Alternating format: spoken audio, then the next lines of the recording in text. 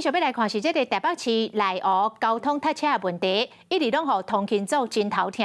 台北捷运阁来出招咯，甲文湖线这线第2节甲第3节车厢内底座椅甲行李架总拆掉。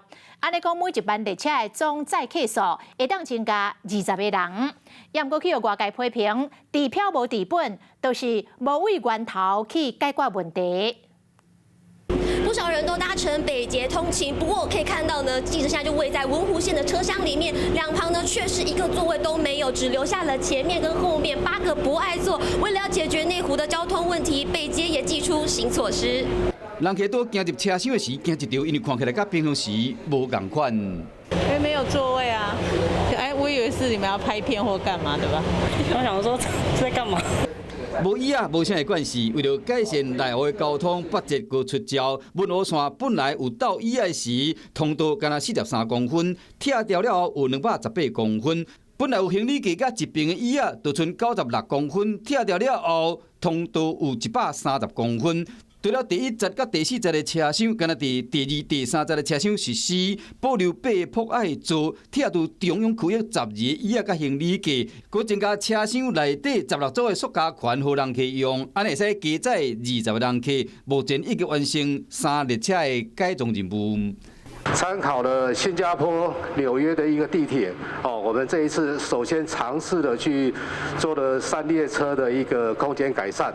为了解决内湖通勤的恶梦，北捷有几摆实施文湖线的疏导措施。 早伫今年1月份改装庞巴迪的车型，拆除椅仔甲部分的行李架，上尖峰时段每点钟会使加载1000人。今年2月18更加实施尖峰单向上捌80秒班期时段延长。今年6月20正式宣布3列车马特拉的车型要拆椅仔，外界指讲改装3个列车，一台列车加载20个，治票无治本。 未来敢会阁增加改装车？我自己觉得应该没有什么差，可是有时候不真的有点少啦，有小孩子的话。因为班距80秒呢，已经是它的一个设计的一个上限。半年后我们来评估，然后看旅客的一个意见。 唔那伊啊，连雨线嘛有新办法，北捷计划伫117个站推出共享线，打算8月份要实施1点钟的租金19块，一天上计收你39，就是无希望民众坐车南河出入，真侪便民的措施，一项啊一项来，效果安怎都要等时间来检验。